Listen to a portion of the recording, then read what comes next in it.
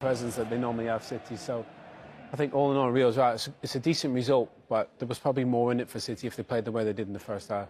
And not making the subs interesting, isn't it? Yeah, I think that's the first time that I can remember that he's not actually done that. But I think the fact that Leipzig was so aggressive in the second half didn't really give City time to breathe. I think sometimes it is hard to bring a sub on in a situation like that. It might unsettle the way that they're playing or the way that they're defending. So in the end, it worked out that it was a good choice. But like Rio said, I think City still created a few chances when their backs were against the wall, and on another day maybe they would have gone in the back of the net. There was a moment right towards the end there when the ball was swung in the box, and there was it looked like a claim for handball from Manchester City. Pep looked frustrated on the sidelines. We've got it just here. Let's have a little look at this and see whether we think there's anything in this. I mean, this is just seconds before the end of the game, Rio. Yeah, that's handball. That looks like that's handball. Right, he said it's handball. It's got to be handball. The ex-Man City player. We're seeing here the vagaries of VAR. You can't go like that. Let's see that again. Let's have another look at it. Volleyball. He's playing volleyball. I need a close-up. I need a close-up. To be fair, this is the first we've seen it, so let's have it really slow as the ball comes in. Oh my God. Shaun's devastated. Let's try and get some confirmation as well whether VAR actually looked at this. That's handball, you know. That is handball. I can't believe it. Owen? it's handball. He's tried to push it away. Yeah, What is he doing? Scared of it. Yeah. We didn't get any mention that VAR looked at that, did we? There was no kind of... The there was City no VAR players, check. To be fair, he played great in the second half, didn't he, Henriks, when he came on? He covered that whole right-hand side, but that looked like that was handball. I think the City players' reaction tells you all you need to know there. They all react and they all go to the referee. No wonder Pep was annoyed. Absolutely. Well, we'll hear from him and get his thoughts on that in a moment. I mean, it makes no difference. The moment's gone now, doesn't it? We'll also try and get some confirmation from UEFA as to whether VAR did actually look at that or not as well. We've got Peter Bolton with us as well. We may well bring him into the conversation. But just to let you know what else happened this evening. Well, Romelu Lukaku, no goal for players at the full-time whistle. Look, we've got the touchscreen. We're going to look at the goals. We're going to look at the Leipzig chances as well in a moment. But the conversation on social media from City fans at the moment is how can we perform like that in the first half and then like that for most of the second half? How can we explain such a drop-off in performance from the away side?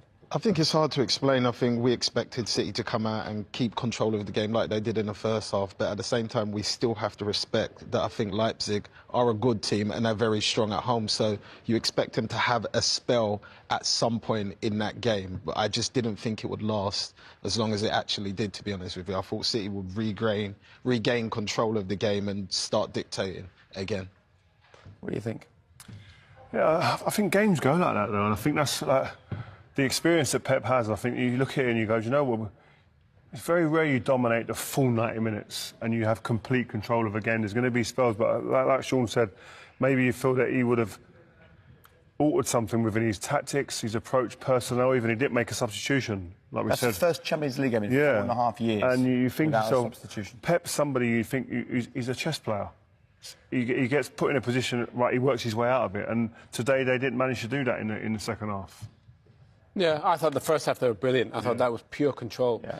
Second half, even from the kick-off of the second half, I felt like they lacked a tiny bit of intensity. You know, in terms of pressing, they allowed Leipzig. They made a good change. They were sloppy as well, weren't they? Yeah, Henriks came on. He provided width on the right-hand side, and Szoboszlai was able to come inside, and they controlled the game. These guys are a possession-based side. First half wasn't them. Maybe they looked at Forest and the way they defended and played deep. Second half, they obviously realised they had to come out a bit more, and they were a ball-playing side, and we saw that. So I think it's a bit of both. Credit Leipzig, but also City were a little bit reserved, and I think that's what Pep was probably saying to his players on the pitch there. You know, they had them, just finish the job. OK, well, let's go through it then, first half, first of all, because at half-time, we're saying how many more are they going to add in the second half? They looked brilliant for the first 45. Well, they were great. I mean, before I even press play, look at Mahrez's starting position. Oh, it's gone off. Oh, hold on, we're back. There we go. Mahrez's starting position was inside the pitch. Normally, he'd be probably around this type of area, hanging around out here. But he was inside, and that was really the trigger in terms of regaining possession and where the goal comes from. Great position inside. Comes on his blind side, as Shaun said, and then it's just about quality. The way he just follows the run, I think Owen off air, we had a conversation. His run isn't the perfect run, but because he's blind side of that holding midfielder, he just runs straight, but maybe he can even pull out here and get the ball in that space as well. But it's take nothing away from the finish. I think the finish is good, but I feel like the keeper could have did a little bit better. He was wrong-footed. In all due respect, he was wrong-footed in all due respect. None of us have been a goalkeeper, isn't it? I'd save that. Once you put all of your weight on that foot to get across there is not easy. I don't know. You have to ask one of your goalkeeper mates because you must have more than me. I wouldn't be happy with that. If Ed would have let that in, I'd have been going bananas. I bet you would. Right, let's have a look at what changed then. The second half starts, and suddenly it's a very different home side. No, I mean the second half it was a. This is the chance. This was the game changer here. It could have been. It would have been a beautiful moment because the right back comes on the pitch at the bottom of your screen. But I'll just highlight him there, really. Yeah. That's Henrik's there. And to be fair, and that allowed Szoboszlai to go inside. Really, he started on the right wing, so he was never really in the game. This is where you want to get him. Why did that make such a difference, Szoboszlai getting inside? Because he's not a winger. He wants to get on the ball, and they didn't have any of the ball to kind of get inside. He wasn't in the game. Credit Marco Rosa, their manager, good manager. He realised we need a bit of athleticism. That's Henrik's, which is a bit like Kyle Walker. You know, like Mars went inside. Szoboszlai did the same, and it had an effect on City.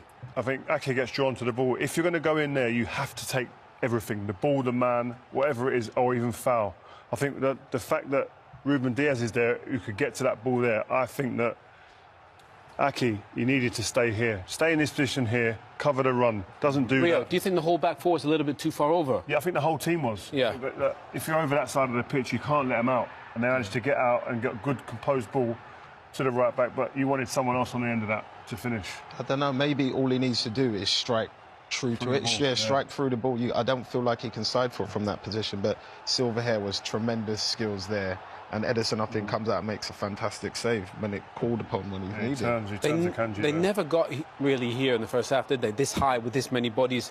Credit Marco Rosa, you know, that he knew they were a ball-playing side, made a couple of tweaks, and it really worked in the second half. And this is the goal, to make it 1-1. And there's a few different problems for me. I think Pep will be fuming with this. I think Gundogan has to get out there. You can't have 2v1 out there. No. He has too much space, too much time to cross the ball. And we'll see it in a little while. It's a great cross. I think Edison's got to do better. But we'll see on the third run in a sec. Like, for me, I feel like there, Mahrez maybe could imply pressure to that cross quicker, just to make the ball that he puts in a little bit difficult to give his defenders a chance. But you don't normally go out when it's 2v1, most probably why he's held off and waited to see which direction he's going to go. I think you look there, Guardiola. You think it's a foul? Yeah. He gets up so early, I think that's what takes it out. I think he's just bracing himself. How is it not a foul, though? Because there's no way that he can jump with his hands on his shot. He can't jump now. He's up. But I think he's already up, isn't he? Yeah, but even if you're up, if I'm up and Rio's going to jump and the ref looks and I'm just holding him down, he's going to give a foul. Because it's stopping it, but the header's fantastic. That is an insane header. Yeah, the header insane is leap. I think Edison should come and claim the ball. I don't think it is, and I think it's not because it looks it when we put it still there, but when the ball's up, he's there to go and attack it. I agree, Ruben Diaz, he can't really get up. Calling for a foul there if you were the defender. No, I'd be more annoyed with myself of not getting up early and my body position being wrong. OK. Well, there's another contentious issue, which we'll talk about after the break as well. Should Manchester City have had a penalty? The resounding feeling here in the studio is yes. We'll take a look at it. We'll ask why VAR. What changed during the game tonight? You had such a good first half. What went wrong, if you like? They make a step forward. They press a bit more higher. We have more problems to make the build-up. But after the goal we concede, we come back and we make a good last 50-20 minutes. So we had good chances in both sides and both halves, and result, and we're going to decide in Manchester. I imagine you were very happy at half-time. For an away performance that's in Europe, is that as controlled as it gets? No, I'm happy for all game, not just for the first half. Yeah. Even though they came into it in the second half, you thought that was more about them than you? Well, what do you expect? We play a friendly game here. How many games have you knew from Leipzig? How many games? Yeah, no, they're a good team. Come on.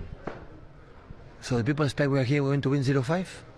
That's not a reality. It's a competition that in group stage many important teams are out, and it's difficult. And we knew it with our 4 game in 10 days, away all of games, the travels. And the people expect, no, we are a good team, that we do many, many good things, and we continue to do this. And if the people expect come here 0-4, I'm sorry, we are not able to do this. Given, as you say, how many games you've had on the road, were you tempted to make changes? You didn't make any substitutions? No, I saw the team good. Especially in the middle, of course, I thought about Phil, but at the end I decided to continue what I had, especially back four. Bernardo was giving a lot of control in the middle, and we need that. Yeah. Did you think you maybe could have had a penalty at the end? On review, it looks like there was a handball at the end. Like I said to your colleague about the goal for Guardiola and the penalty in the last one, I didn't see it. But normally, I didn't see it, so I cannot talk, but I know what happened. So, in these situations. Thank you. You're very welcome. He knows what happened. So do we, because we've seen it a few times. Should we see it again? I mean, Pep does this, doesn't he? He obviously sees something or sees his players appealing and maybe joins in with them there. And I think maybe the way he is there with Matt at the end is probably an element of frustration about the result and about this moment at the end, perhaps. I wouldn't say so much about the result. For me, like, he would be the first to tell you if he didn't think his team played well. And it is a hard place to go, like we've all said, it's going to be a tricky game. But for this, I don't understand how VAR have not flagged this for the ref to even have a look at it. Doesn't make any sense to me whatsoever. It doesn't come off his shoulder. This isn't like an optical illusion we're seeing here where it comes off his shoulder or something, is it? Well, the thing is, pretty much all the players around, look, they got their arms up. Everyone, you know, has got their arms up. The player's reaction is normally quite telling. Pep thought he saw it, and he was quite a long way away. So I think it's surprising, to say the least, that they didn't make a decision there. Looks like a bit of volleyball, doesn't it? Yeah, it does. He looks scared of the ball even. But I think more importantly, I think Pep understood the task today, that they're coming up against a very confident team, a team that at home have been formidable. So he knew that was going to be tough, and he knew his team had to be in the best shape possible to win this game. I just feel, looking at the pictures after when you had the team round there, it's like, listen, immediately, don't feel down about this. They're used to winning. They're used to winning everywhere, home and away. And your natural reaction as a team like that would be like, we haven't won away here. It's a negative reaction. Immediately he got on there, rounded his team up and was like, listen, this isn't an easy place to go. Get back in the change room. When we get back to Etihad, it'll be a different story. We regroup and keeping the spirits high. It goes back to what you said, you know, when we started the show about it's a two-legged tie, you know, so you want to come away and get a good result. It's a decent result. Obviously, they could have won, but I think he'll be happy with the fact they can go back to Manchester and finish the job. Yeah. Look, there is a lot of talk at the moment on social media from City fans about that handball. So let's just bring Peter in. I think, you know, we can look at it as many times as we like, Peter. The question is, why did VAR not decide to take a look at that? It feels like this is exactly what VAR is for. Yeah, look, from the angles that we're all seeing here, I thought there's a handball offence there. The arm is in an unnatural position for that phase of play. The ball clearly strikes it from the position, from the angles we're seeing. But the VAR did not check it. I have a monitor linked with UEFA that tells me when VAR are checking incidents. This particular incident wasn't checked, and I'm surprised it wasn't.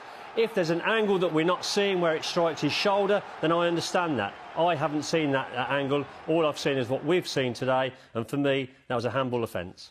Peter, thank you very much. This is a knockout stage of the Champions League. Like, things like that need to be right, don't they? It's the difference. That could be the difference between going through. And I think if you go back to, I think it was Man City v Spurs, and the handball that they saw there was nearly more impossible to see than that one. I think that one is blatantly in your face, and for me, I don't get why they haven't looked at it. OK, well, look, Pepper's told us he was happy with the whole performance. We may as well be positive, because he was telling his players chin up at the end there as well. So let's be positive. Jack Grealish.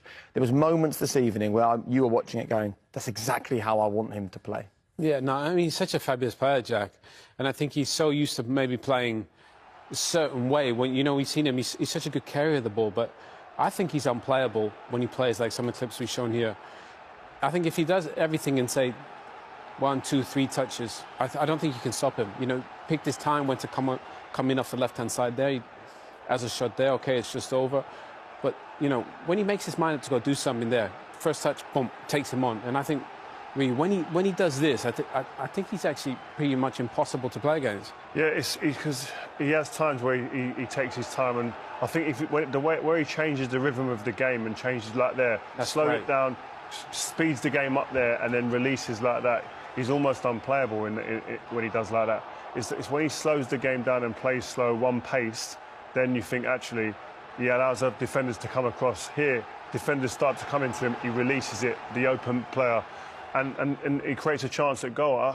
He is a super talent. He's now starting to get goals and he's now starting to impact big games. So long may that continue for Jack. I think what it was for me in his performance today, he made it really hard for the fullback, the centre-back or the holding midfielder to actually mark him because he wasn't continuously in one position. He was coming from the left. Sometimes he was in closer to Haaland, number 10, and then sometimes he was in deeper areas, which make it really hard and they have to communicate a lot to try and pick him up, which frees up other people on the pitch. So for me, he's just getting better and better every time I watch him play.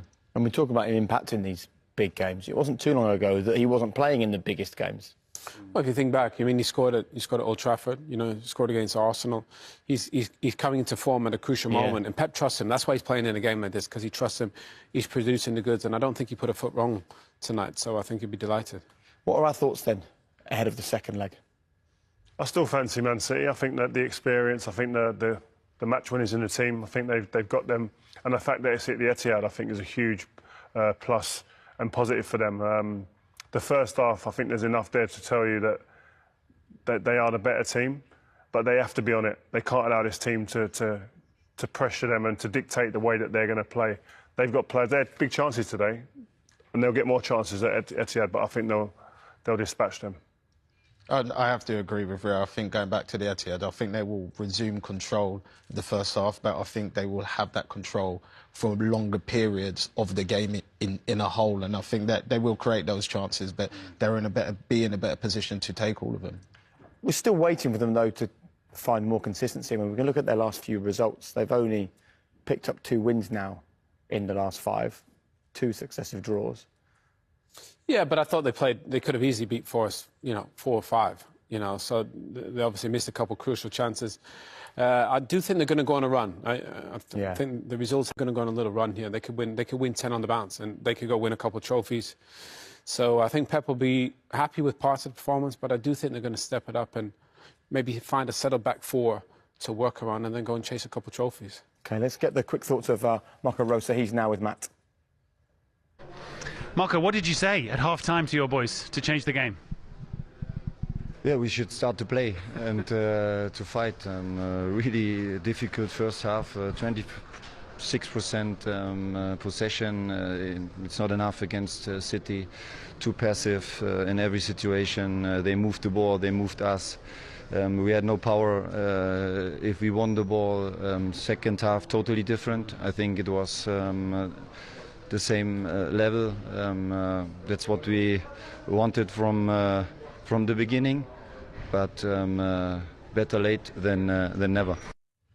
Well, whatever he said, it worked well. And by the way, his start at that football club has been something